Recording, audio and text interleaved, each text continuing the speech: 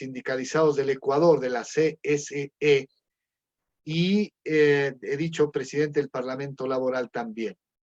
Y estará también acompañándonos, y más bien él es diríamos, el invitado especial de ese panel, Eduardo Rodríguez. No sé si tú lo conoces, él es experto en temas de libertad sindical de la OIT con sede en Lima. Entonces, estaremos los tres haciendo una especie de comentarios sobre lo que ha ocurrido con el derecho laboral en el siglo XXI y las perspectivas que podrían advertirse de la evolución también del régimen laboral en América Latina. De tal manera que quedas cordialmente invitado, y si tienes amigos de Argentina que igualmente quieran sumarse a esa actividad, pues bienvenidos. Desde luego, bueno, haré lo posible para asistir, y cuando tenga el flyer o la publicidad, desde luego que también la difundimos acá.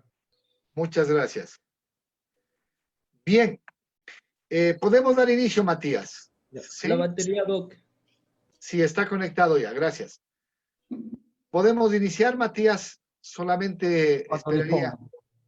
Bueno, muchas gracias. Buenos días con todas y con todos.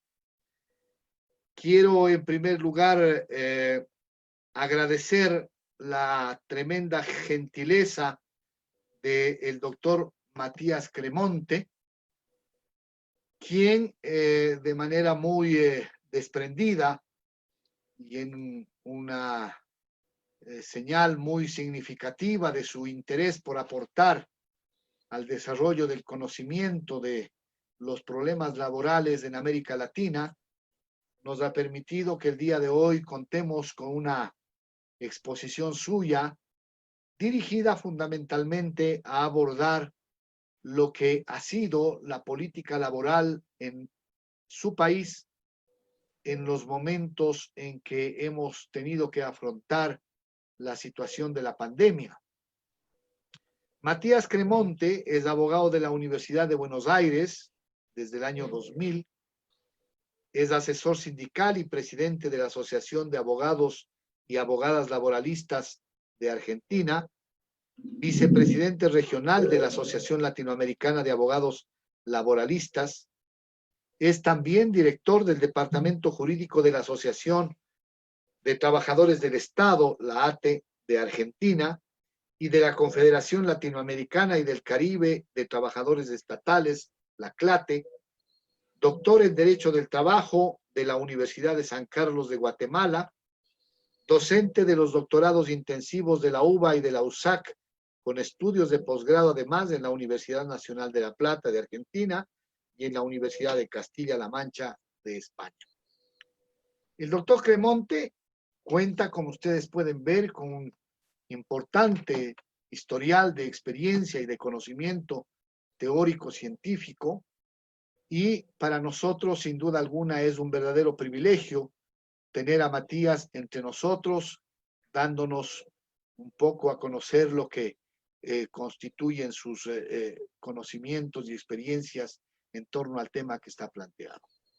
Quiero también agradecer la presencia de Jaime Arciniega y demás compañeros dirigentes de otras organizaciones sindicales que probablemente se han integrado ya o se integrarán en el decurso de esta conferencia, a quienes adicionalmente se estarán sumando también para presenciar esta actividad desde el Facebook Live que hemos conectado, que es el de Derecho Latinoamericano, para que además quienes no puedan ingresar al Zoom tengan también la misma posibilidad de presenciar la conferencia del doctor Matías Cremonte.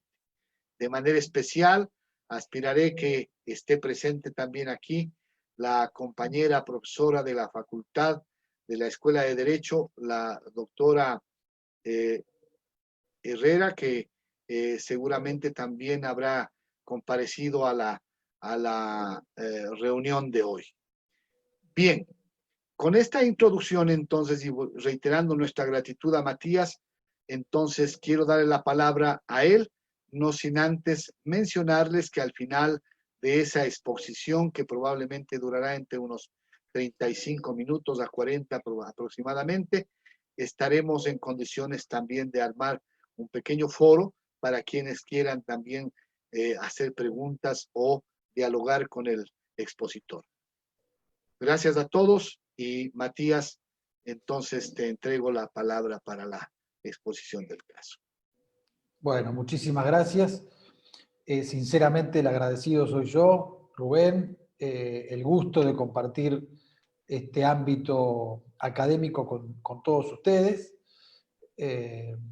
Formalmente agradezco desde luego al profesor Rubén Castro, pero de algún modo en este poco tiempo ya hemos tejido una amistad que sin duda este es un primer paso, esperando por supuesto poder fortalecerla con otras actividades. Un gusto, Jaime, un gusto a todos los presentes y las presentes. Mi intención, a pedido del profesor Rubén, sería contarles, relatarles la situación del derecho del trabajo o del mundo del trabajo luego de la pandemia que sufre, desde luego, como el término mismo lo indica, todo el mundo, y ha afectado con mucha más fortaleza, desde luego, al mundo del trabajo, al sector más vulnerable de la sociedad. Voy a hacer entonces, decía, un relato de toda la situación y aspiro a que al finalizar podamos detenernos, a pedido de ustedes, sobre alguno de los aspectos que les interese profundizar de manera en particular. A modo de introducción o de contextualización, debo decirles y contarles que Argentina tuvo un cambio de gobierno nacional en diciembre del año 2019 y el contexto socioeconómico en el que se encontraba el país en ese momento, luego de 4 años, desde diciembre del 2015 a diciembre del 2019, de un gobierno que podríamos decir, sin lugar a dudas, de un partido de centro-derecha, pero que en políticas sociales y laborales ha indudablemente adscripto a la teoría desregulatoria o neoliberal. El mundo del trabajo o las variables socioeconómicas en diciembre del 2019, cuando asume el nuevo gobierno, eran efectivamente complejas. Veníamos de varios años de recesión económica, veníamos de una caída del salario real, que en promedio se calcula que en los 4 años del gobierno anterior llegó a un 20%, pero en promedio, porque hay sectores que han perdido hasta un 30% del salario real. El desempleo orillaba el 10%, la informalidad supera el 40%, y ha habido un ataque constante al derecho del trabajo durante esos años. Un ataque primero de manera formal, con un intento de reforma laboral, un proyecto de reformar lo que en Argentina se denomina la ley de contrato de trabajo. Es una suerte de código del trabajo sin serlo, porque refiere solo a las relaciones individuales del trabajo, luego hay una ley de relaciones colectivas del trabajo y luego hay una norma de seguridad social, pero hace las veces de código del trabajo nuestra ley de contrato del trabajo, y un intento de ese gobierno de reformarla de manera regresiva, desde luego, fue uno de los primeros ataques que no prosperó por una resistencia muy importante del movimiento obrero y de la sociedad en general, pero que fue acompañada por otras políticas de ataque al derecho del trabajo que no necesariamente tienen que ver con una reforma legislativa a la cual se vieron impedidos de plasmarla, sino que tuvo que ver sobre todo con un fuerte favorecimiento al sector empresario o al sector empleador a la hora de despedir trabajadores, con la degradación del Ministerio de Trabajo, que debe velar por el cumplimiento de la normativa laboral, a Secretaría de Trabajo, dependiendo del Ministerio de la Producción, que es el ministerio que resuelve los problemas, por así decirlo, de los empresarios, y no del trabajo, del capital y no del trabajo. Es decir, toda una política de ataque al mundo del trabajo que es el escenario inmediatamente previo a que estalle la pandemia. Con lo cual, la situación y las consecuencias gravísimas de esta pandemia y de esta emergencia en las relaciones laborales se ven doblemente o se ven agravadas por el contexto en el que llega. Como ustedes saben, dependiendo del país, comenzamos a conocer la existencia de esta trágica, de este virus, en enero, en febrero, en marzo ya sin ninguna duda esto estaba declarado casi a nivel mundial, y en Argentina, hacia mediados del mes de marzo, el gobierno decreta la emergencia sanitaria. En ese contexto, lo que de algún modo instaura, si se quiere, teniendo en cuenta las condiciones de trabajo en general o la realidad del trabajo en general, es una suerte de licenciamiento, una protección a determinados sectores de la sociedad que pudieran verse mayormente afectados por la crisis sanitaria. Concretamente, se resuelve que las personas mayores de 60 años y aquellos que tuvieran algún riesgo por alguna enfermedad de manera previa, se licenciaban de concurrir a su trabajo, estaban dispensados de cumplir con su parte del contrato de trabajo, es decir, de acudir al lugar de trabajo a prestar su fuerza de trabajo. Y por otro lado, en la medida de que en que se habían suspendido las clases en los 3 niveles escolares, bueno, en la universidad también, aquellos padres o madres de niños en edad escolar también tenían derecho a quedarse en sus casas y a no asistir a su trabajo, licenciados o dispensados en función de que debían cuidar a un hijo menor.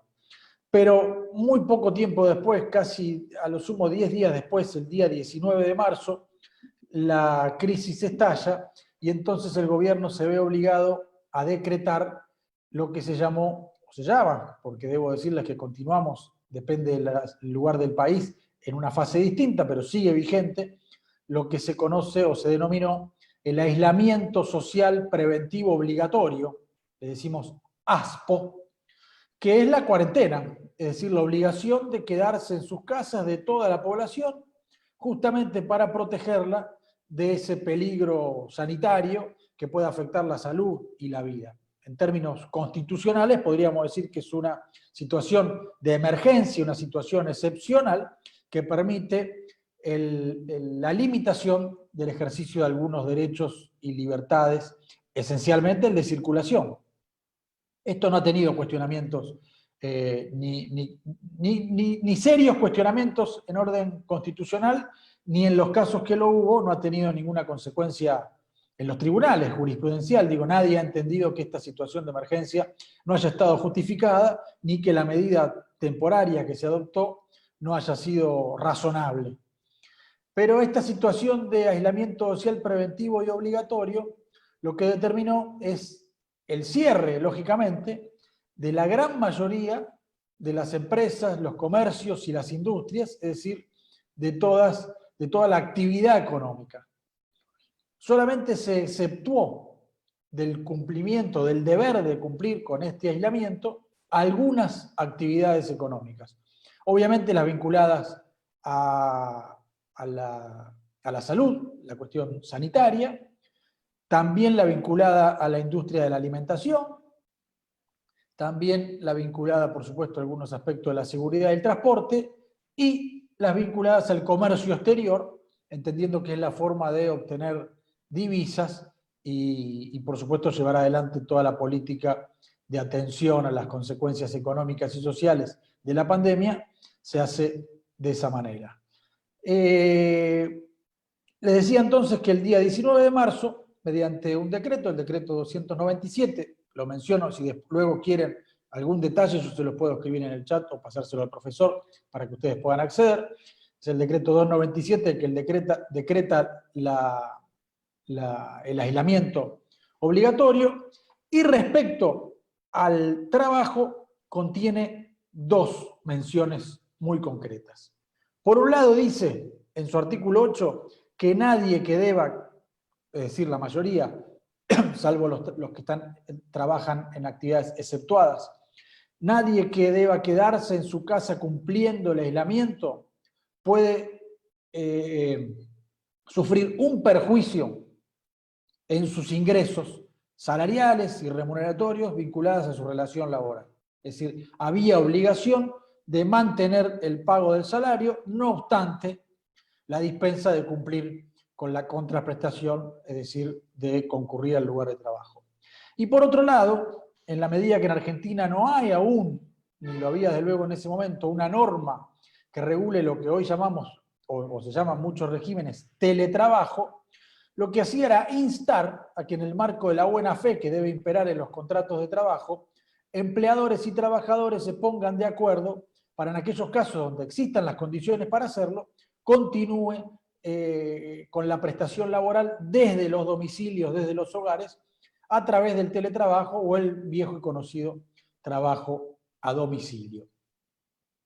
Esos son dos aspectos que incorporó el decreto del aislamiento, pero indudablemente el efecto en la economía de una parálisis casi total de la producción y del comercio es fatal, es trágico, ¿no? No hay medidas que realmente puedan atender esa situación, o sí puede haber medidas, pero lo que es innegable es que por lo menos en Argentina, pero indudablemente en el mundo, no se trató de una situación reducida en el tiempo, cuyos efectos pueden ser limitados, sino que el efecto es realmente trágico. Llevamos 4 meses de vigencia del aislamiento.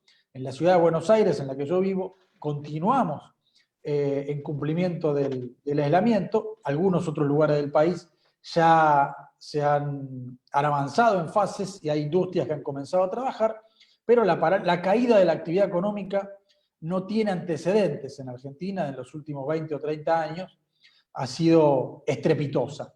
La caída del consumo, la caída de los ingresos, en fin, la caída de la economía, y lo que hoy se debate es cómo, cuando esto ocurra, cómo se va a salir. Al final me quiero referir a eso. ¿Cuáles fueron las medidas que tomó el gobierno entonces para atender las consecuencias sociales y económicas vinculadas al mundo del trabajo en función de la emergencia sanitaria?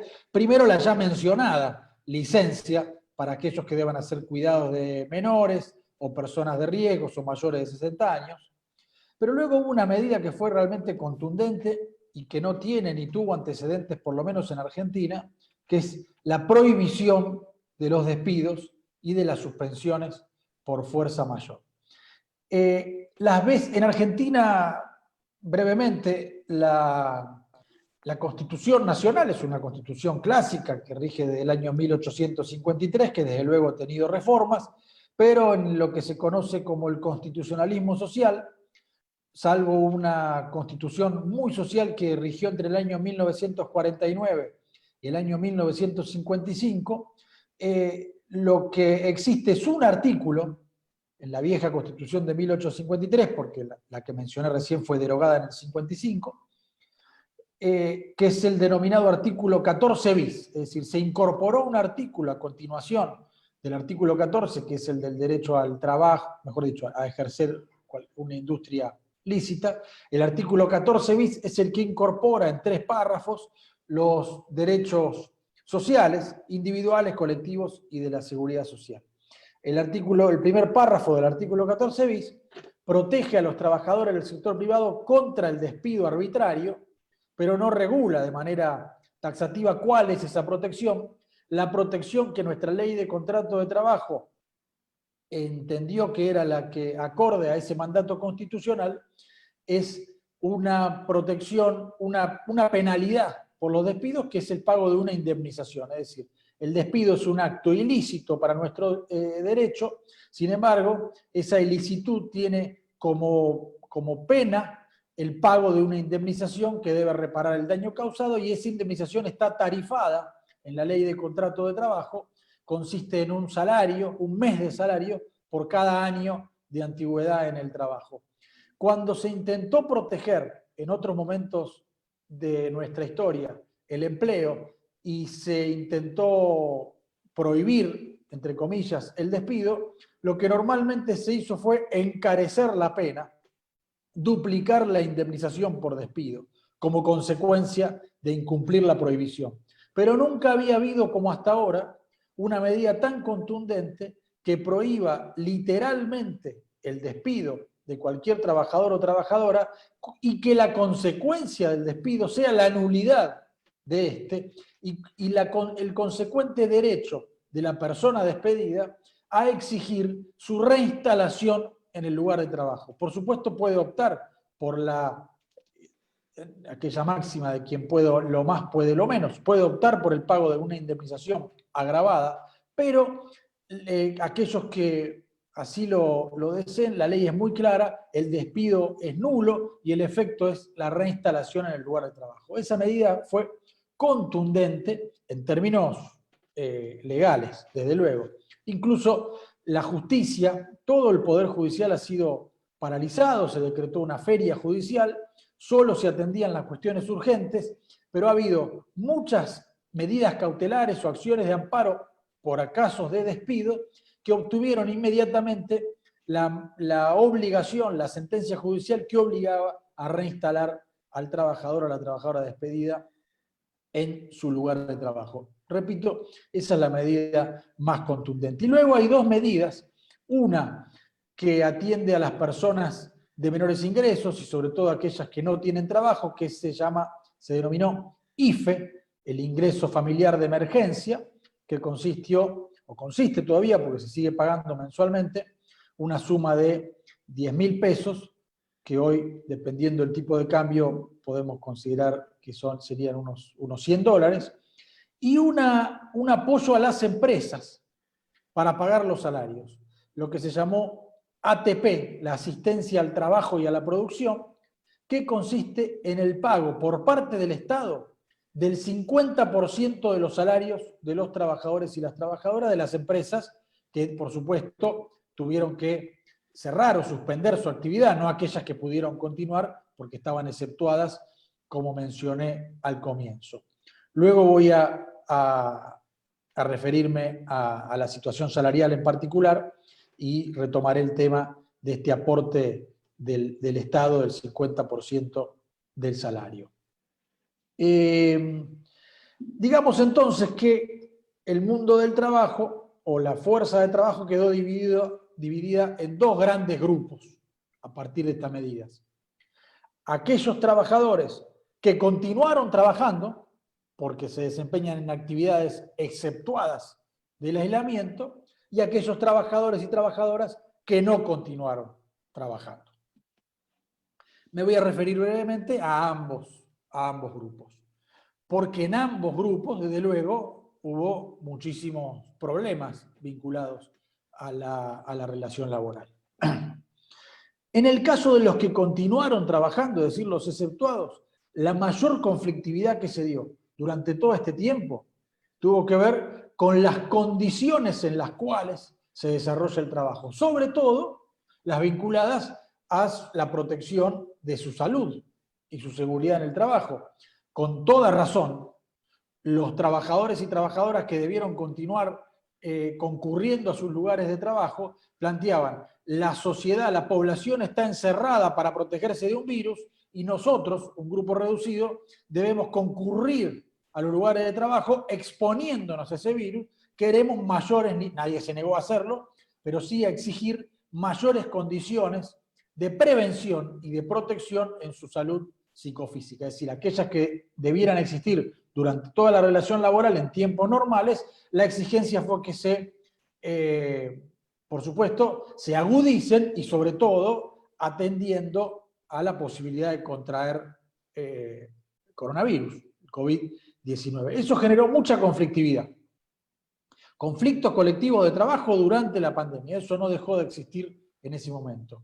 Se restringió la actividad del Ministerio de Trabajo, se restringió la actividad sindical. Si quisiera, luego puedo referirme al tema del derecho colectivo del trabajo, pero eso no impidió, desde luego, que sigan existiendo conflictos colectivos de trabajo y que, desde luego, la actividad sindical deba desarrollarse. He tenido yo, por ejemplo, como abogado de sindicatos, muchísimas audiencias y negociaciones o resoluciones de conflictos, como lo estamos haciendo ahora nosotros, a través de plataformas, reuniones y audiencias por Zoom, lo que fue toda una novedad, pero fue la forma de continuar y atender esta situación. Indudablemente aquellos trabajadores y trabajadoras más afectados en su salud son aquellos que trabajan, porque sigue ocurriendo, en centros de salud, ¿no? En hospitales, en sanatorios, en clínicas, los médicos, los enfermeros, el personal de salud se ha enfermado y por supuesto ha habido muchas víctimas fatales entre trabajadores de la salud. Esto ha ocurrido en todo el mundo. En el caso de la Argentina generó mucho conflicto, como le decía, incluso mucha actividad jurisdiccional, es decir, trabajadores y sindicatos que planteaban de manera excepcional ante la justicia, por la urgencia, que se ordene, hablando en todo caso de la salud pública, que se ordene a los distintos gobiernos, provinciales, municipales, nacionales, depende de quién dependa, dependiendo de a quién depende ese centro de salud, ese hospital, para que se le ordene cumplir con todas las medidas de protección, sobre todo en la vestimenta. A medida que fue avanzando, fueron apareciendo nuevas formas de proteger, pero las condiciones, me tocó asesorar en algunos conflictos, las condiciones de trabajo en algunos hospitales son realmente trágicas, y las condiciones, por más que es personal que está acostumbrado a trabajar con situaciones complejas, vinculadas en algunos casos incluso a grandes tragedias, esto se ha mantenido tanto en el tiempo que es muy difícil. El personal, decimos nosotros, ¿quién cuida a los que nos cuidan? ¿Quién cuida a los que deben cuidarnos si nos enfermamos y debemos recurrir a un centro de salud? Bueno, ha habido bastante acción jurisdiccional, como les decía, y sentencias cautelares o amparos que han ordenado las máximas medidas de protección. Y en la industria, la forma, y tal vez acá haya un aprendizaje, me refiero a que, perdón,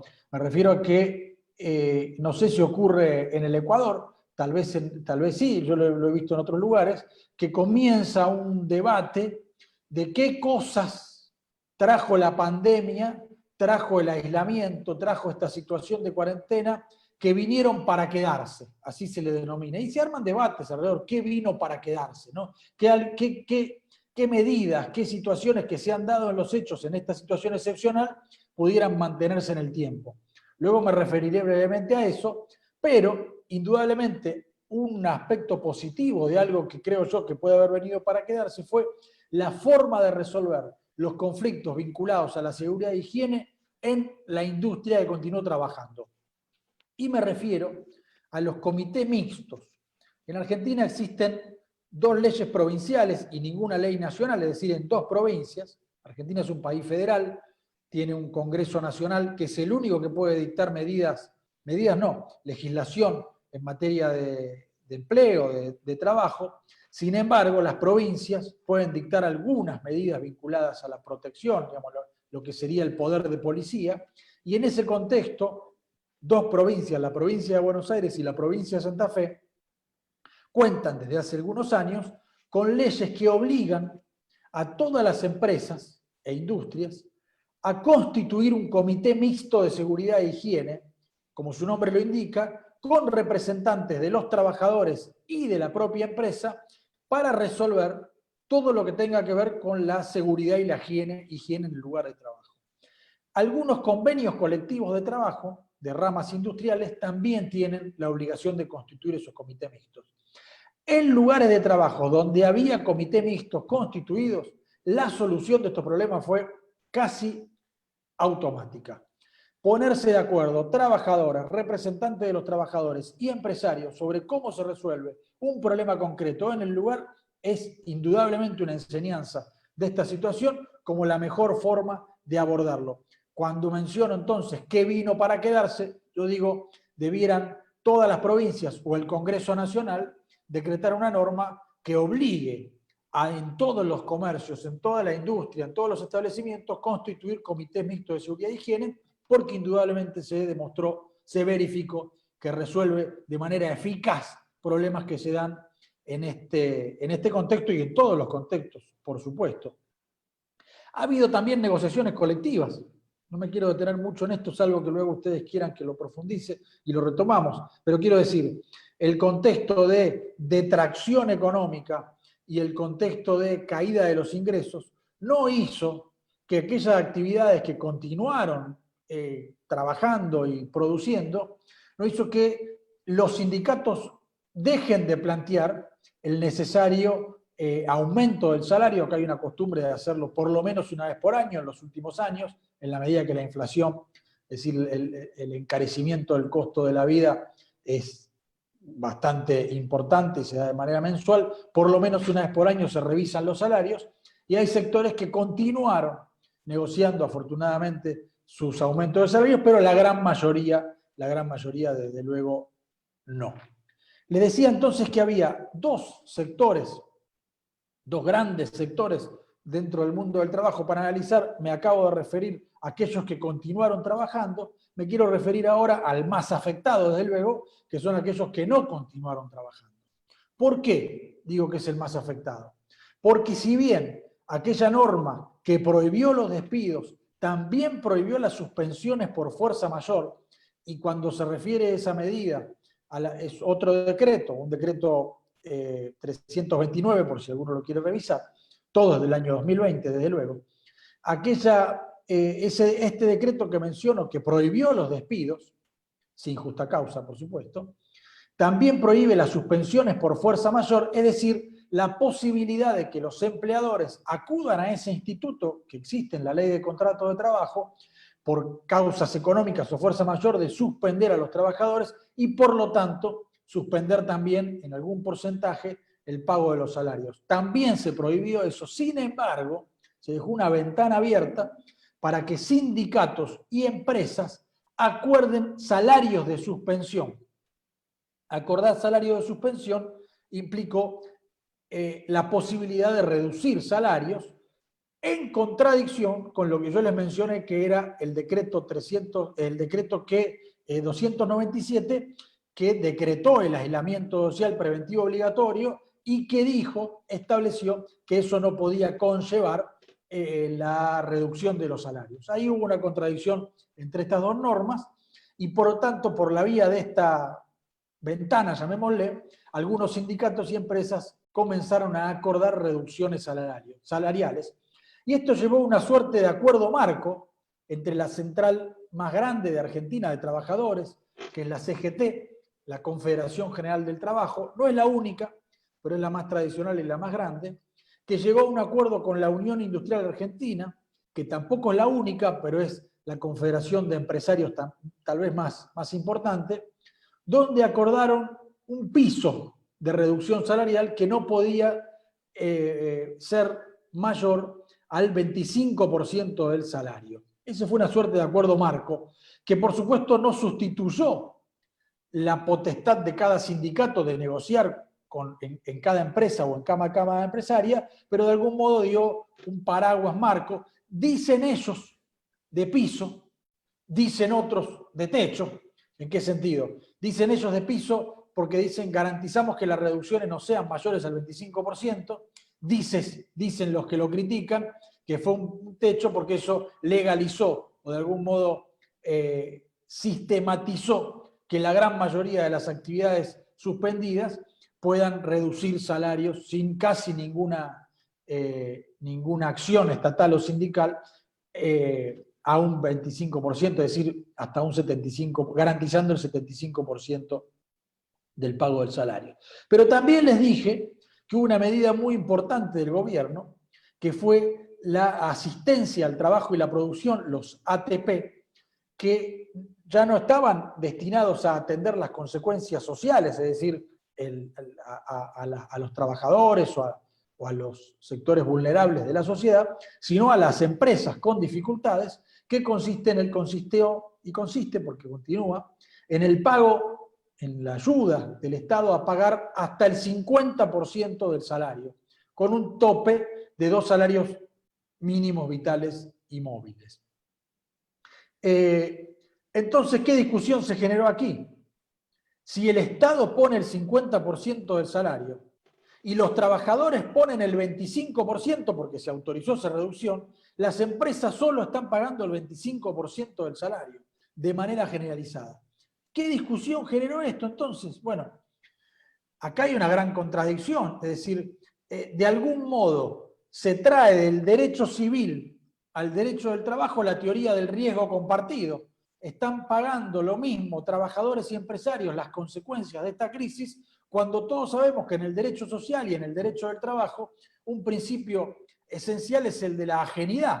Es una contradicción en sí misma el principio del riesgo compartido del derecho civil con el principio de ajenidad del derecho del trabajo, según el cual los trabajadores son ajenos a las contingencias de la empresa y el contrato de trabajo supone el pago de una remuneración más allá de que a la empresa le vaya bien o le paga mal. Decían algunos, cuando les va bien no nos comparten y cuando les va mal nos asocian a las pérdidas. Bueno, esto ocurre en muchos lugares del mundo. Antes de redondear sobre este tema, quiero hacer un paréntesis sobre lo que se está denominando teletrabajo. Les decía que la norma que estableció el aislamiento obligatorio instó en el marco de la buena fe que debe regir las relaciones laborales, a que entre trabajadores, trabajadoras y empresarios puedan acordar alguna forma de trabajo a domicilio. No hay ninguna ley en Argentina que regule el teletrabajo, aunque el teletrabajo como tal, desconozco si en Ecuador existe una norma, ahora me lo contarán, pero en el mundo, en los países que lo tienen regulado, se refiere no al trabajo desde el domicilio exclusivamente, sino al trabajo que se hace a través de la denominada tecnología de información y comunicación, las TICs. Con lo cual, sí existen en Argentina, y desde hace décadas, incluso anteriores a la ley de contrato de trabajo, protección al trabajo que se hace desde el domicilio. Entonces, aquel trabajo que se continúa haciendo por la vía del trabajo desde el hogar, aunque se utilicen medios electrónicos como una computadora, como internet, como el correo, como el Zoom o cualquier plataforma, se encuentra desde luego protegido por las normas del trabajo a domicilio. Incluso, decíamos nosotros cuando lo debatíamos, no era necesaria una regulación especial porque el convenio 155 de la Organización Internacional del Trabajo, ratificado por Argentina, también establece condiciones para el trabajo a domicilio, convenio que va acompañado de la recomendación 184 también de la OIT, que de modo conjunto establecen una serie de protecciones para aquellas situaciones como las que se dan hoy en el mundo y particularmente en Argentina, de trabajo desde el hogar. En concreto, por ejemplo, establece la obligación de que los empleadores solventen los costos que se trasladan que los empleadores solventen los costos que se trasladan de manera automática, si no hay una intervención normativa, al trabajador, que quien trabaja trabajando desde su casa, no solo que no tiene su hogar preparado para hacerlo de esa manera, sino que va a haber incrementado los costos de electricidad, los costos de conexión a internet, probablemente algunos insumos vinculados a su propia computadora o a una silla. Entonces, la propia normativa internacional, que en el caso de Argentina está ratificada y por lo tanto es legislación vigente, incluso superior a las leyes ordinarias, aunque inferior a la Constitución Nacional, son ley, digo, y entonces puede protegerse al trabajo desde los hogares. Sin embargo, se elaboró un proyecto en el Congreso Nacional de ley de teletrabajo, que en este momento tiene media sanción, es decir, lo aprobó la Cámara de Diputados y está en tratamiento en la Cámara de Senadores, que no está pensado para la situación de pandemia, porque de hecho, incluso de aprobarse como está el proyecto, comenzará a regir luego. Es una cláusula que establece el proyecto, pero sí está, por supuesto, impulsado por la situación que se da ahora del trabajo desde los hogares. Y ese proyecto tiene, entre otras cosas, para mencionarles, el denominado y bastante mentado en estos días derecho a la desconexión, es decir, la protección a la jornada limitada de trabajo, la obligación de los empleadores de no enviar ni un correo, ni un llamado, ni un WhatsApp, ni cualquier forma de comunicarse por fuera de la jornada que haya sido acordada en el contrato colectivo o individual de trabajo, la obligación de los empleadores de pagar todos los gastos que conlleve el trabajo, el teletrabajo, ahí sí regulado como teletrabajo a través de tecnologías de información y comunicación, no el trabajo a domicilio tradicionalmente conocido. Bueno, y algunas otras cosas bastante protectorias, si se quiere. Quiero ir redondeando para no extenderme mucho más con algunas preguntas que nos dispara esta situación en Argentina, sin tener realmente la respuesta, porque como yo les decía hace un rato, estamos en el medio del huracán aún. Estamos todavía con vigencia en algunas provincias del aislamiento obligatorio, estamos con niveles de, según las mediciones de hace un mes, todavía no han, por supuesto no tenemos los índices de estadísticas del mes de junio, ni mucho menos, por supuesto, lo que está ocurriendo en julio, pero presuponemos y se ve y se advierte que cada mes es mayor la caída, es decir, la catástrofe en la economía que está ocurriendo. Las preguntas entonces que nos disparan en el mundo del trabajo esta situación, y más allá de no tener claro aún cuáles van a ser las respuestas, son, bueno, primero y principal, ¿quién paga los costos de esta crisis? Algo mencioné recién cuando hablábamos de los salarios. Si no son los empresarios, si no es el trabajo, bueno, evidentemente son los estados los que deben sustentar los costos de esta situación y ponerse al hombro la reactivación de la economía. Y eso nos lleva a una pregunta casi obvia: ¿de dónde surgen los fondos de los estados? Los países periféricos como los nuestros, con sistemas tributarios indudablemente regresivos, cuya mayor carga y peso cae sobre los sectores más populares y vulnerables de la sociedad. Por ejemplo, en Argentina, el impuesto que más recauda es el denominado IVA, el impuesto al valor agregado, que paga lo mismo quien compra un litro de leche siendo rico o siendo pobre, que el impuesto a las grandes fortunas, que el impuesto a los bienes personales, que el impuesto a las ganancias. Entonces, este sistema regresivo, indudablemente, tributario regresivo, indudablemente está en cuestión y es uno de los aspectos que debiera rediscutirse en este momento. Las grandes tragedias en el mundo, desde las guerras de la independencia en nuestro continente en el siglo XIX hasta las dos guerras mundiales, se sustentaron con los aportes de los más ricos, con aportes impuestos a las fortunas, extraordinarios u ordinarios. Sin embargo, no se plantea en este momento, por lo menos en nuestro país, y en el caso de Argentina, se propuso un impuesto a las grandes fortunas por única vez y no tiene ni siquiera trámite parlamentario. No se lo ha logrado avanzar en una modificación del sistema, lo cual pone en cuestión entonces sobre quién recae el mayor costo de la solución o la salida a esta ineludible crisis.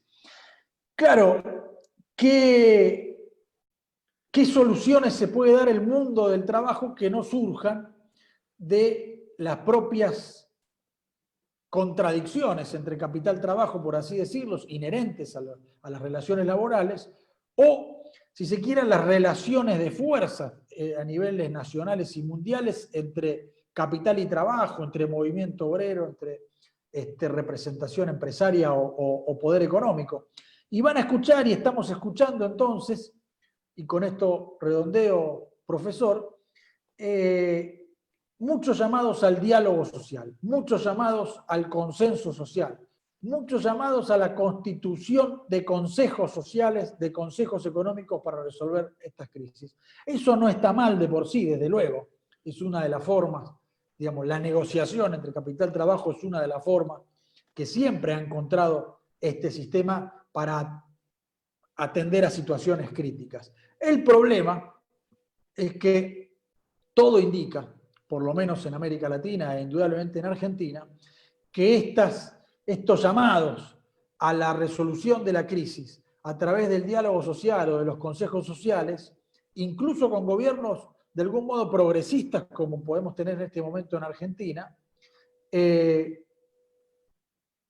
no modifican y no están pensadas para que el aporte mayoritario lo haga el capital, lo haga el poder económico, lo haga los empresarios, sino lamentablemente para, a través de una reducción nominal o real de los salarios, es decir, de la distribución de la riqueza al interior de una sociedad, que parte se lleva el trabajo, qué parte se lleva el capital, indudablemente en el camino que vamos, el resultado está siendo que el trabajo es quien más pone para atender. Y creo que el debate que debiera abrirse es justamente cómo hacer para que por lo menos sea proporcional y equitativo y no continúe siendo, como en las últimas décadas, un aporte sobre todo del trabajo y del sector más vulnerable de la sociedad. Hasta aquí llegaría con un paneo general, Rubén, de todas las medidas y la situación del mundo del trabajo, quedando de luego a disposición de todos ustedes para que conversemos y profundicemos sobre aquello que les parezca más interesante. Muchas gracias. Gracias, Matías. Yo particularmente me siento muy, diríamos, satisfecho y alegre de la comparecencia tuya en esta importante conferencia. Creo que ha sido, además de bastante extensa, completa y diríamos, ha abordado varios aspectos. Creo que ha generado una importante posibilidad de inquietudes, probablemente entre todos los asistentes. Yo particularmente también creo que podría señalar algunas cuestiones que de momento se me ocurren y de manera muy breve. Es notable, diríamos, ver cómo en el marco de la crisis sanitaria que hemos tenido, efectivamente los estados han adoptado políticas que parecen estar de alguna manera siguiendo una misma pauta, con la diferencia normal, obviamente, de lo que las circunstancias de sociedad en sociedad determinan. En nuestro caso, por ejemplo, no han habido estas posturas, diríamos, fuertes o determinantes de la defensa de la estabilidad de los trabajadores, y por el contrario, creo que en la sociedad ecuatoriana lo que ha ocurrido, tanto de hecho cuanto en la actuación de la normativa de la autoridad pública, ha sido orientado sobre todo a facilitar justamente la vulneración de la estabilidad laboral y también la mantención o estabilidad del ingreso de los trabajadores. Aquí los decretos y acuerdos ministeriales que se han dictado, inclusive la última ley que se la denominó de apoyo humanitario, evidentemente tienen un sesgo orientado justamente a lograr que los empresarios de manera inclusive unilateral adopten decisiones contra la estabilidad y el ingreso de los trabajadores y generando inclusive lo que se ha señalado también en tu conferencia, ciertas ventajas en favor del sector empresarial que hace presumir justamente esa carga mayor de la crisis sobre los sectores más empobrecidos y sobre los trabajadores en general de nuestro país.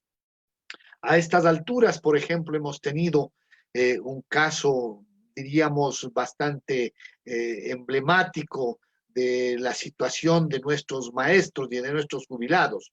Hace 2 días acaba de fallecer entre nosotros Alfonso Llanes, el presidente justamente de los maestros jubilados, que aparte de que no han recibido sus pensiones jubilares, no han podido también los maestros, inclusive que están en el régimen normal, poder atender y costear los, diríamos, costos de la atención de salud que eso demanda, puesto que los hospitales públicos están saturados. Digo, adicionalmente ha ocurrido esto, que este dirigente del magisterio y de los jubilados no ha podido ser atendido en los hospitales públicos y eso ha causado su lamentable fallecimiento. Lo que es, digo, emblemático justamente de esta circunstancia que probablemente agobia a los sectores más pauperizados o a la clase media, inclusive de nuestros países. Bueno, con estas pequeñas apreciaciones y comentarios que han querido simplemente dar una, diríamos, aporte a lo que pasa por nuestro país, voy a cederles la palabra a los compañeros que están asistiendo a esta exposición de Matías Cremonte Y quien tenga el interés en hacer preguntas, pues entonces estamos, diríamos, dispuestos a cederles la palabra. Hay algunas preguntas que se están poniendo en el chat, ¿sí? Y hay una primera de Santiago Mafla que dice: en Ecuador, por medio de una ley llamada Ley de Apoyo Humanitario, se establecieron varias cuestiones que van a entrar. Bueno, no ha sido pregunta específicamente, ¿sí? Pero creo que más adelante dice ahí alguien que en el caso, dice, del 4 de mayo del presente año, el Ministerio del Trabajo se pronuncia y aclara que el trabajador que se contagie de COVID no lo ampara la ley como accidente laboral ni como enfermedad profesional, contradiciéndose y generando malestar colectivo, porque la norma en el contrato colectivo, del contrato colectivo, en el artículo 410 y 349, ampara en casos de enfermedad y asegura condiciones de vida y salud cuando se realice la actividad laboral. Argentina hizo lo mismo por ser país que dice tiene un régimen de derecha. Bueno, no sé si la apreciación sea la más apropiada. Bueno, le sugeriría a los compañeros estudiantes que están presentes y que quieren hacer preguntas, o a todos los demás participantes, más bien optar por tomar la palabra y hacer las preguntas de manera directa para evitar esta lectura innecesaria. Si es que alguien más desea hacer alguna pregunta, por favor, sírvase indicarme o tomar directamente la palabra para que la haga la pregunta. Sí, doctor, A ver, Leo Mediavilla. Buenos días, doctor. Buenos días, Matías. Y perdón por no poder hacer más el contacto, pero tengo problemas con mi conexión.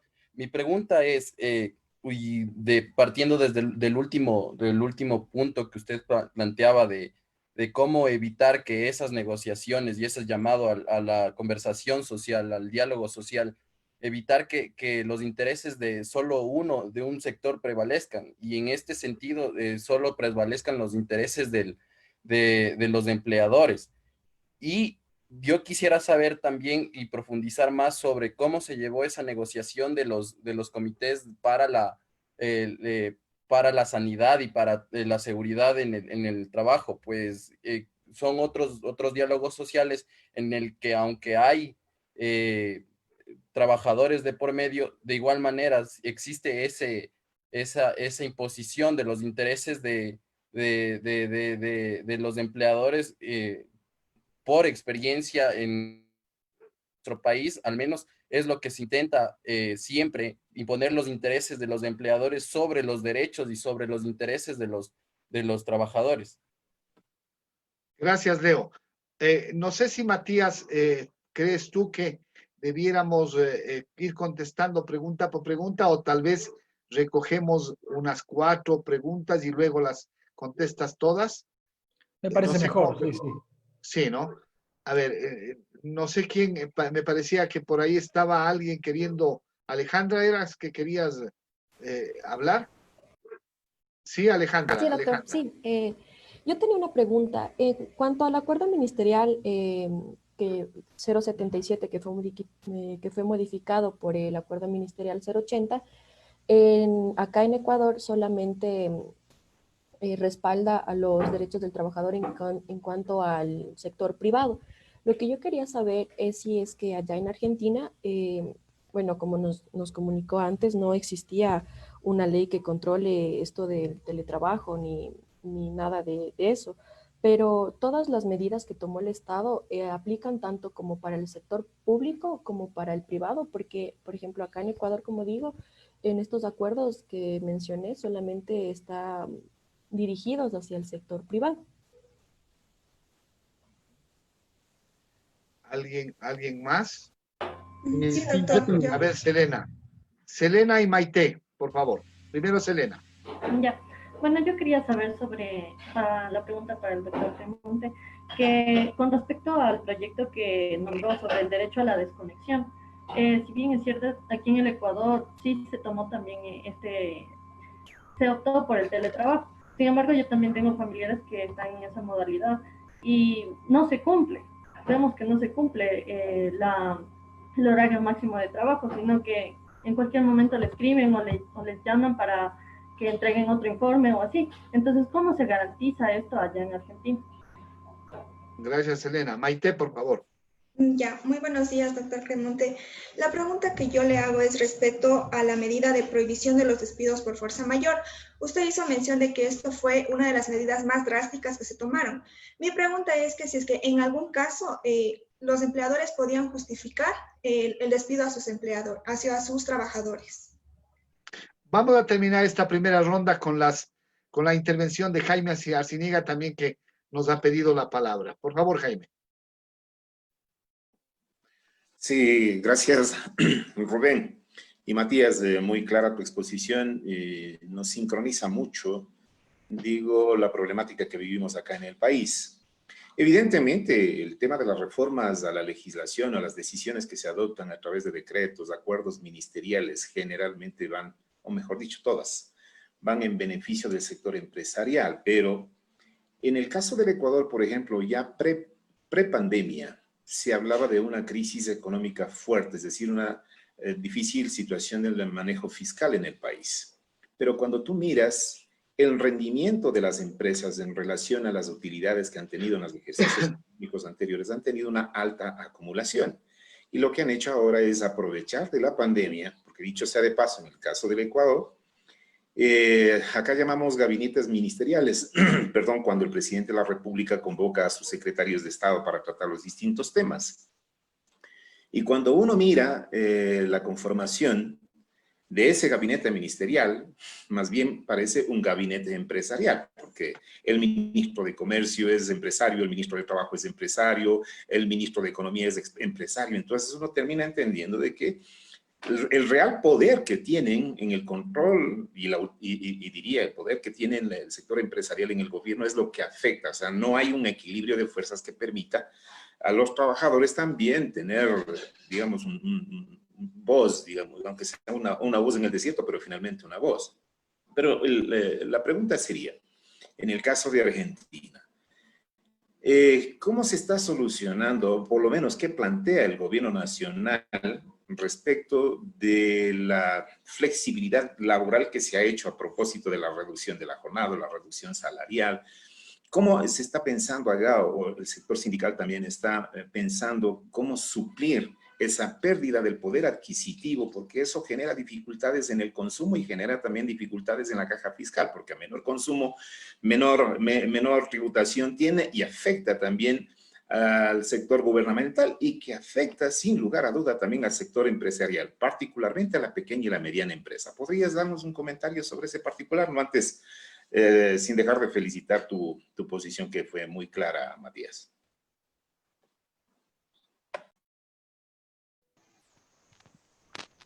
Bueno, retomo entonces. Sí, Matías. Adelante, tratando, Matías. Gracias. Bien. A ver, tratando de juntar algunas respuestas. Una de las primeras preguntas tenía que ver con el tratamiento del COVID como enfermedad profesional. No sé si una pregunta que fue del chat o la dijeron, pero bueno, la tengo anotada. Y efectivamente tardó en reaccionar el Ministerio de Trabajo de Argentina, pero finalmente reconoció que el COVID-19 debe considerarse una enfermedad profesional, es decir, contraída como consecuencia del trabajo, pero en aquellos trabajadores vinculados a los servicios de salud y no para todos.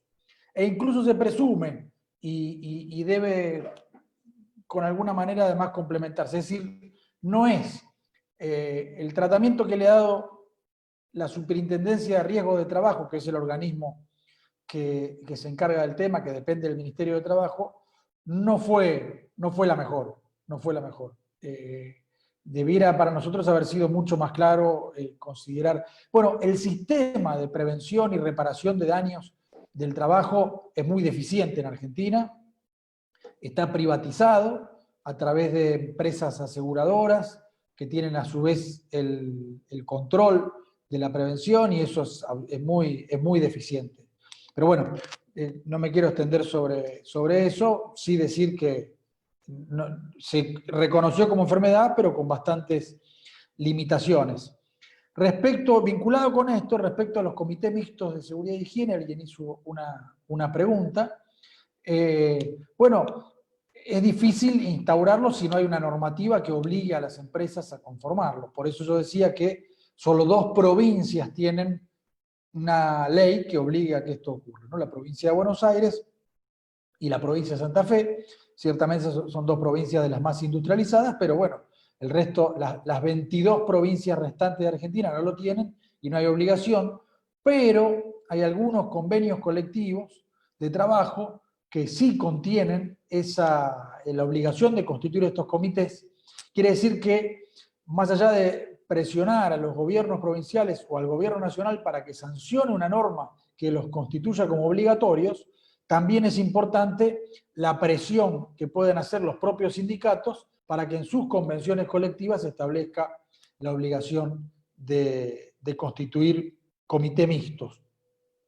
Hay 2 preguntas vinculadas al teletrabajo. Alguien decía por ahí si vino para quedarse en toda América Latina. Probablemente sí. Lo importante es tener una regulación muy fuerte. Y en esto vinculo con la pregunta que recién se hacían de cómo se garantiza el derecho a la desconexión.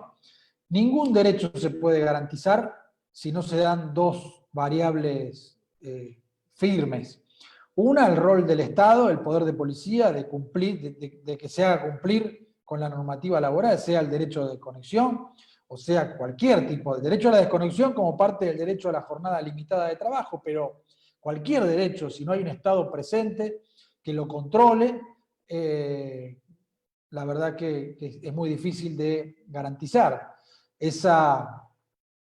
El debate que plantean los constitucionalistas, ¿no?, respecto de cuál es la constitución formal, la constitución escrita y su correlato con la constitución material o real, la que realmente rige. Bueno, quien debe hacer que la distancia entre lo formal y lo real no exista o sea menos, indudablemente es el Estado. Pero en el mundo del trabajo es muy importante el rol de los sindicatos y de las organizaciones de trabajadores en general.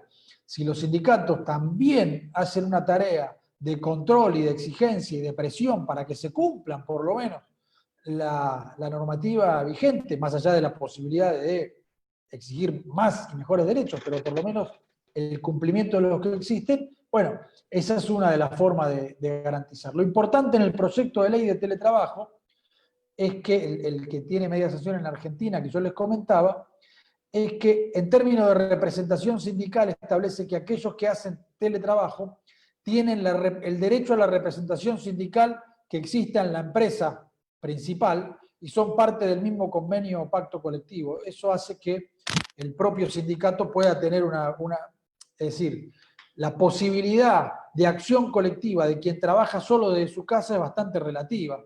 Entonces el hecho de que la representación sindical sea la misma de que en el centro de trabajo, indudablemente hace que pueda existir mayor control desde el Estado. Me preguntaban si la normativa que se ha dictado también tiene aplicación en el sector público. En principio, la normativa es solo para el sector privado y a lo sumo para la administración pública nacional o federal. ¿Por qué? Porque la facultad del Congreso Nacional, o sustituida por decretos de necesidad y urgencia por el Poder Ejecutivo Nacional, para dictar normas en materia laboral, exclusiva, como le dije hace un rato, se limita al sector privado, porque en este país que es federal, cada provincia conservó su autonomía en materia de empleo público, es decir, de las relaciones entre las provincias, los estados provinciales y los empleados y las empleadas provinciales de ese estado. Entonces, hay una ley para la administración federal, pero después hay una ley por cada una de las provincias. Entonces no podría el Poder Ejecutivo Nacional legislar. Sin embargo, para lo que sí depende del Poder Federal, es decir, lo que aquí llamamos la Administración Pública Nacional, el mismo gobierno dictó normas en paralelo que van en el mismo sentido. En cuanto a la protección del despido, que engancho con la siguiente pregunta, así como yo les mencioné que el artículo 14 bis de la Constitución Nacional establece la protección contra el despido arbitrario, en términos generales, expresamente prevé la estabilidad en el empleo de los trabajadores del Estado. Es decir, hay una protección más intensa desde la propia Constitución Nacional del trabajador público que del trabajador privado. Esto es un capítulo aparte, las causas y las razones y los fundamentos, pero entonces no hizo falta una prohibición de despido en el Estado. Esto es permanentemente vulnerado, como ocurre en muchos países del mundo, por no decir todos, a través de otro tipo de contrataciones fraudulentas, y terminan siendo trabajadores muchas veces más desprotegidos que los propios trabajadores del sector privado, pero en términos formales eso no requiere de una prohibición de despidos porque no existe el despido sin justa causa en el Estado. Me preguntaban en este sentido sobre las causas.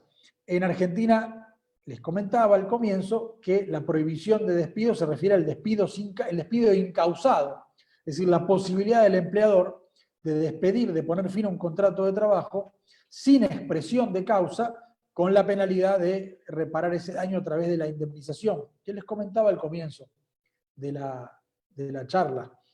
El despido con causa, con justa causa, que puede estar causado en una inconducta, en un incumplimiento, siempre que tenga razonabilidad la sanción, la máxima, que es el despido con causa, con la falta cometida, y siempre con posibilidad de discutirlo ante el trabajador, no está prohibido. Y eso es lógico, porque si hay una falta puede, por supuesto, despedirse. Sin embargo, generó un problema que muchos empleadores comenzaron a invocar cualquier causa para intentar subvertir el efecto de la prohibición, lo cual obliga a que el trabajador o la trabajadora afectado deba plantear en los tribunales la discusión de que la causa esa no era real y por lo tanto rige la prohibición y tiene el derecho a ser reinstalado. Y finalmente, el planteo de Jaime, sí, es algo absolutamente cierto, ¿no? Por un lado, la cuestión de que, y más allá de las características de cada gobierno, el gobierno que Argentina tenía hasta diciembre del 2019 tenía esas características, con empresarios a cargo de las principales carteras del Estado y políticas gubernamentales destinadas indudablemente al sector empresarial en perjuicio del sector laboral, pero indudablemente, y alguna pregunta en el chat hubo en ese momento, ahora me perdí, aparecieron muchas, luego podemos repasarlas, pero claro, desde el punto de vista del momento cero de la pandemia, aquellas empresas que debieron cerrar o disminuir su actividad económica han tenido una reducción importantísima en su rentabilidad.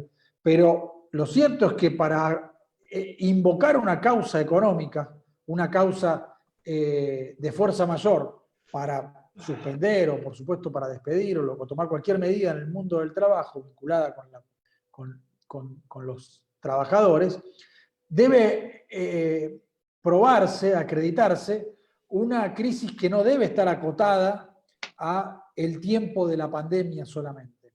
Por ejemplo, existe en Argentina lo que se llama procedimiento preventivo de crisis, a través del cual los empresarios pueden acudir al Ministerio de Trabajo demostrando que hay una crisis económica en su actividad en concreto, adjuntando informes financieros, balances económicos de los últimos 3 años, y además demostrar que las medidas que pretenden tomar, con participación de los sindicatos, son las que van a resolver esa crisis. Y en este caso, más allá de que es indudable que en muchas empresas las consecuencias son trágicas, y de hecho cerraron y debieron cerrar muchísimas, no hay ayuda del Estado a veces que alcance, también es cierto que en muchas otras, el efecto de la pandemia, contrastado solo contra los meses del aislamiento, carece de la razonabilidad que debe conllevar ese análisis por la super rentabilidad que han tenido en los últimos años. Me refiero a los bancos, me refiero a empresas de servicios públicos, me refiero a empresas agroexportadoras, en fin, actividades que han sido muy beneficiadas en los últimos años y que por ahí intentan hacer valer una situación crítica excepcional para tomar medidas drásticas, y en ese caso eso no debiera ocurrir. Y finalmente, también vinculado al aporte que hizo Jaime, la gran discusión también tiene que ver con cómo se sale de una crisis en términos económicos, cómo una sociedad puede ponerse de pie frente a una situación trágica que genera una parálisis total de la economía, que no está estrictamente ligado a los derechos de los trabajadores, solamente por lo menos, es decir, el derecho a mi salario, el derecho a la protección de mi empleo, sino vinculado a qué modelo económico es el necesario para poner la economía de pie. Y en ese sentido, más allá de defender el derecho a que un salario no sea reducido, acá lo que está en juego es si la forma de atacar una crisis económica no es, desde luego, el incremento de los salarios o los ingresos de la población, de modo que eso impulse el consumo y que el consumo impulse el comercio, que el comercio impulse la producción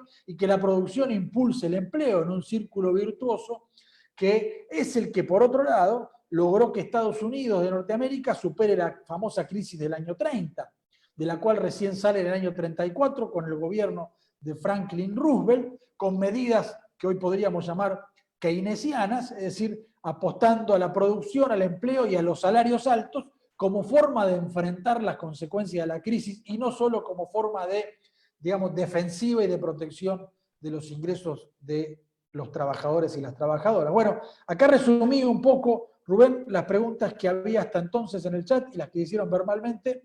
Te devuelvo la palabra a ver cómo redondeamos lo que sigue. Gracias, Matías.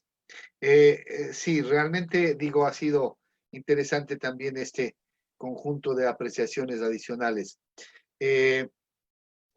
Hay algunas preguntas en el chat adicionalmente que aluden a algunos temas que tal vez convenga abordarlos, obviamente pensando también en cómo esté tu tiempo, Matías. Esperemos que dispongamos todavía de posibilidad. Bien. Entonces digo, por ejemplo, se ha referido algún estudiante al hecho de lo que pudiera ocurrir ante la negativa de algún trabajador a laborar en condiciones de teletrabajo. Si aquella circunstancia ameritaría considerar la posibilidad de despido justificado. La otra cuestión que ha referido otro estudiante alude al hecho de si ante la circunstancia de que habrían labores que no necesariamente pueden ejecutarse vía teletrabajo y que más bien ameritarían que los trabajadores continúen en las empresas o atiendan sus labores en las empresas, ¿cuáles han sido las medidas que se han adoptado para ese tipo de actuaciones o necesidades que se plantearían en la actividad laboral? Y también han planteado algunos temas relacionados con la posibilidad de que en pandemia haya más bien en algunos trabajos, por ejemplo, en los trabajos hospitalarios justamente, la necesidad de no exponer a los trabajadores a jornadas alargadas que podrían precisamente provocar mayor exposición al riesgo y si habrían medidas o derecho a reclamar reducción de jornada laboral. Ahí hay algunos temas también de mucho interés, Matías. Te los dejo. Cómo no, claro. Bueno, a ver, el teletrabajo recuerdo que no está regulado y que entonces todavía no está regulado y que lo que yo menciono es un proyecto de ley y que entonces lo que instó el gobierno en la primera medida de aislamiento obligatorio fue a que lleguen a acuerdos trabajadores y empleadores en el marco de la buena fe. Eso supone la voluntariedad, porque hay quien puede no tener condiciones para hacerlo. ¿La comunicación, creo, o la mía? ¿Me estaban escuchando o no? Sí, doctor. Sí.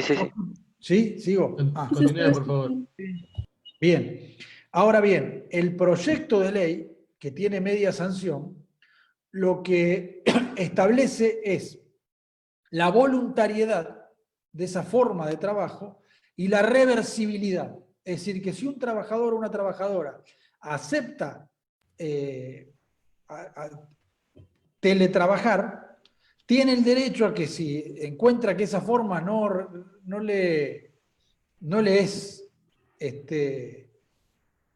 posible o ve muchas complicaciones sobre todo en lo relacionado con su vida en el hogar, puede revertir eso y volver a trabajar al lugar. Esos son dos aspectos que están incluidos en el proyecto de ley: voluntariedad y reversibilidad. Por supuesto, son dos aspectos que están muy cuestionados por el sector empresario, por lo tanto habrá que ver si en el Senado, que es en la Cámara que ahora está discutiéndose esta ley, se mantiene eso o la presión, el lobby empresario logra que eso sea modificado. No entendí bien la pregunta de los que siguen trabajando, pero quienes no hacen teletrabajo y siguieron trabajando son solo aquellos de actividades exceptuadas del aislamiento en un comienzo, y luego aquellas que se fueron permitiendo paulatinamente en aquellas localidades que se fue avanzando en fases determinadas del aislamiento. Y entonces las condiciones debieron ajustarse a ciertos protocolos sugeridos por los ministerios de salud de la nación y de las provincias, a veces acordados con los sindicatos, de cómo se trabaja en esos lugares en función del posible contagio.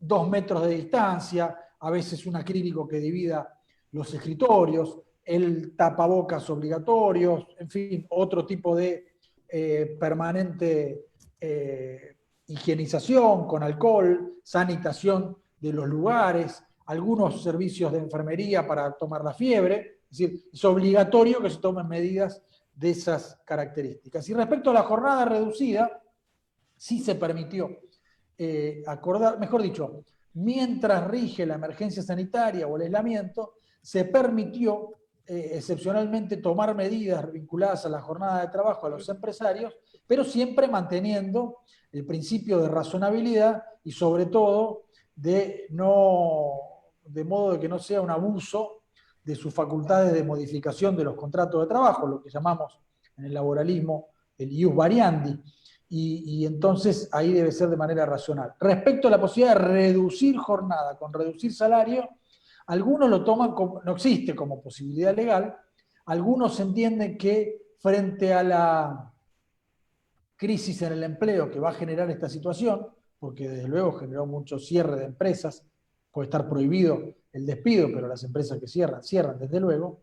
Una de las formas de enfrentar el desempleo es reducir jornadas y repartir el trabajo manteniendo los salarios. A mí me parece razonable, pero lo veo muy poco probable. Incluso en algunos países, hace algunas décadas en Europa se intentó y eso ha durado bastante poco. No conozco casos que todavía se mantengan. Bueno, esas eran las preguntas. Así es, Matías, muchas gracias. Yo he tenido un poquito de dificultad en 2 ocasiones, se me ha cortado el internet, de tal manera que espero que eso no esté afectando a la transmisión de la exposición de Matías. Tengo todavía 3 personas que quieren hacer preguntas. Jaime, no sé si tú estás también nuevamente queriendo intervenir, porque veo tu mano levantada. Están también Michelle Soria y Leonardo González, de tal manera que pueden hacer uso de la palabra para poder hacer directamente la pregunta. Michelle, por favor. Buenos días con todos los presentes. Respecto a mi pregunta es acerca del programa o medida sobre la ATP. Este beneficio, como lo toman, ¿se incluye para toda la población trabajadora y se necesita requisitos para acceder a este beneficio o lo incluye a todo, este programa incluye a toda la población, tanto privada como pública? Esa es mi pregunta. Leonardo. Muy buenos días, doctor Castro. Muy buenos días, doctor Cremonte. Bueno, Américo Pla, antes de pasar a decir mi pregunta, Américo Pla Rodríguez mencionaba más bien que las normas laborales siempre deben tener ese carácter de transitoriedad, de plasticidad. Nunca deben ser consideradas o considerarse como definitorias. Ante ello, el interrogante que yo le planteo, doctor, es ¿cuáles son las soluciones que usted pone sobre la mesa precisamente para dar respuesta a este contexto mundial de pandemia y precisamente para subsanar todas las decisiones, si se puede considerar de una u otra manera, malas decisiones tomadas por los gobernantes? Y digo, el plantear los problemas existentes es importante, pero aún más importante es el plantear las soluciones a los mismos. Muchas gracias. Finalmente, Matías, discúlpame, hay una pregunta que la ha planteado Alexander Neger. Por favor, puedes tú mismo proponerla, Alexander.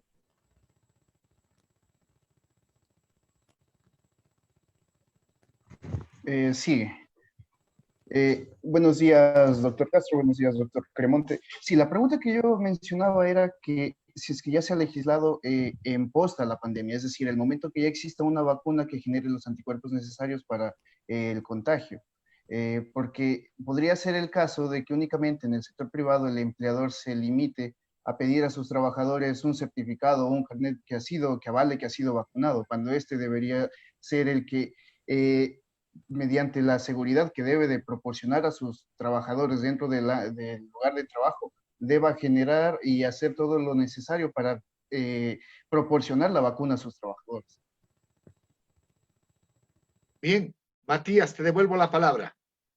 Muy bien, cómo no. Bueno, respecto a los ATP, la asistencia al trabajo y la producción, esta es una medida que desde luego finalmente tiene como destinatario a los trabajadores, pero no surge del Ministerio de Trabajo, sino del Ministerio de Producción, es decir, es una ayuda a las empresas. Y en primer término se dio a todas las empresas sin necesidad de acreditar ningún tipo de situación crítica. Esto generó situaciones muy injustas, es decir, grandes empresas que no tuvieron ningún tipo de problema y hasta los propios gerentes que cobran sueldos o salarios altísimos terminaron beneficiándose con una parte de un aporte del Estado que claramente debió haber ido a otros sectores que realmente lo necesitaran. Entonces se fue perfeccionando eso y se estableció algún tipo de limitación, siempre referido al sector privado, porque al sector público el salario lo paga desde luego el Estado, con lo cual no se ayuda a sí mismo, pero sí al resto. La excepción era que debían ser empresas que no estén trabajando, ¿no? Aquellas que continuaban con actividad no podían recurrir a esto. Y ahora se fue de algún modo limitando, fue una medida excepcional. Respecto a la cuestión de las vacunas, bueno, en Argentina esa discusión debiera estar zanjada porque existe un sistema de salud pública y gratuita, y por lo tanto hay un calendario de vacunación hoy, desde luego no incluye una vacuna que aún no existe, como la del COVID, pero que son vacunas que es obligatorio darse para todas las personas y que son gratuitas. Yo estimo que el día que se consiga encontrar la vacuna contra el COVID también va a ser proporcionada de manera gratuita por el Estado, más allá de que empleadores puedan hacerlo también. Y el sistema de salud en Argentina es complejo porque a su vez, y no me quiero detener, pero solo mencionarlo, desde hace muchísimos años también existe un sistema de salud promocionado por los propios y gestionado por los propios sindicatos a los propios trabajadores. Es decir, está la salud pública, está la salud privada y está la salud, aquí se le llaman obras sociales sindicales, que se constituyen con el aporte de los trabajadores y un aporte de los empleadores y permite que los sindicatos tengan su sistema de salud, y eso está muy extendido desde la década del 60, y entonces eso permite que la mayoría de los trabajadores pueda hacer frente a muchas situaciones a través de su propia obra social a la cual está afiliado por pertenecer a esa actividad. Y finalmente la otra pregunta, que era más bien una reflexión. Bueno, sí, desde luego, el derecho del trabajo está en permanente. El derecho es dinámico y el derecho del trabajo es tal vez el más dinámico de toda la rama del derecho porque tiene que ver con el desarrollo de las relaciones entre capital y trabajo al interior de cada una de las sociedades, y en la medida que el poder del trabajo o las relaciones de fuerza son favorables, seguramente va a haber regímenes más protectorios y en la medida que sean menos favorables al trabajo, comienza lo que se llama la desregulación, es decir, el intento permanente del retorno ideal a aquel mundo donde ni el sindicalismo ni el Estado intervenían en las relaciones laborales, es decir, el liberalismo del siglo XIX, que llamamos en nuestra región neoliberalismo, y en la medida que eso avanza,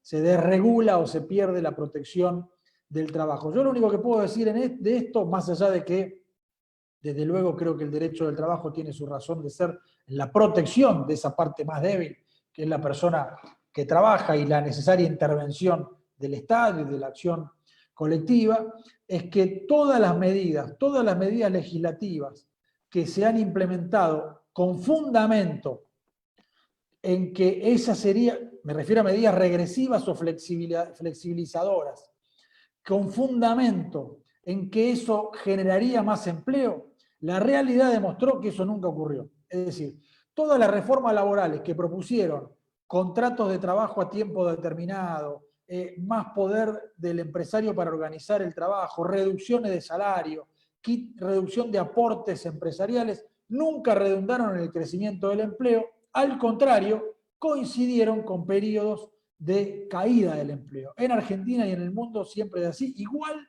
que las medidas que tienden o se fundamentan en la necesaria, el ataque a la informalidad, y como fundamento, como medida para atacar la informalidad, restan costos, entre comillas, de los empresarios, nunca han redundado, en las experiencias que yo conozco en Argentina y en el mundo, en mayores niveles de formalidad, sino por el contrario, la informalidad o la no registración siguió creciendo. Bueno, hasta ahí con las preguntas de esta etapa, Rubén.